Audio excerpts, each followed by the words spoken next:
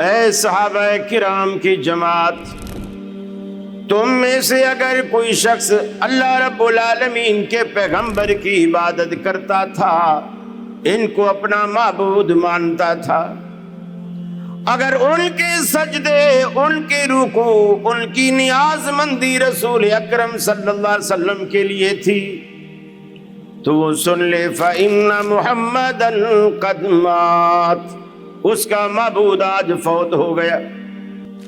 مَنْ كَانَ يَعْبُدُ اللَّهَ فَإِنَّ اللَّهَ حَيٌّ لَا يَمُوتُ، اور اگر کوئی شخص اللہ کی عبادت کرتا تھا، اگر کسی کے سجدے اللہ کے لیے تھے، رکوع اللہ کے لیے تھی، سوال، دست سوال اللہ کے لیے اٹھتا تھا، طلب کے دامن بھی اللہ کے لیے پھیلاتا تھا، ساری بندگی اللہ کے لیے کرتا تھا، تو سن لے فَإِنَّ اللَّهَ حَيٌّ لَا يَمُوتُ، اس کا معبود زندہ ہے، ایسا زندہ ہے کہ اس پر کبھی موت نہیں آئے گی۔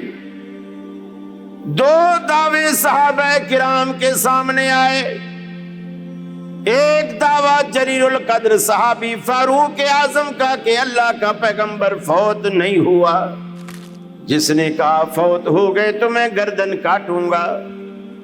دوسرا دعویٰ صدیق اکبر کا کہ جو شخص محمد عربی کی پوجا کرتا تھا وہ سن لے اس کا معبود آج فوت ہو گیا۔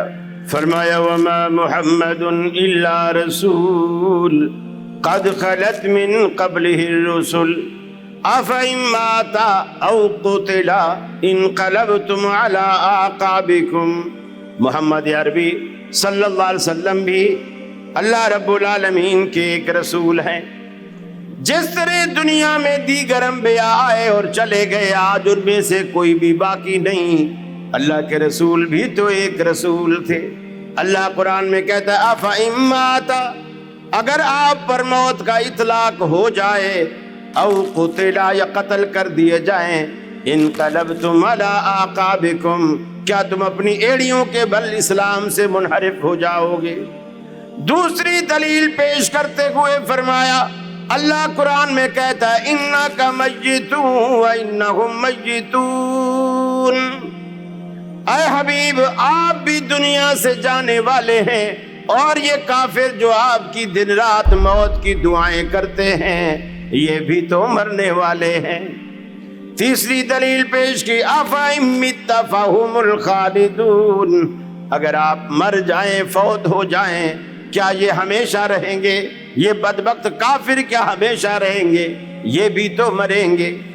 قرآن کی آیات جب پیش کی، اب صحابہ کرام نے سمجھ لیا۔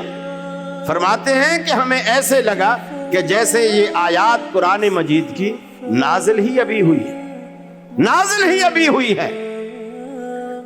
حضرت عمر کی بھی سمجھ میں بات آ گئی، بغیر کسی سوال کے اپنی بے نیام تلوار کو نیام میں ڈال دی۔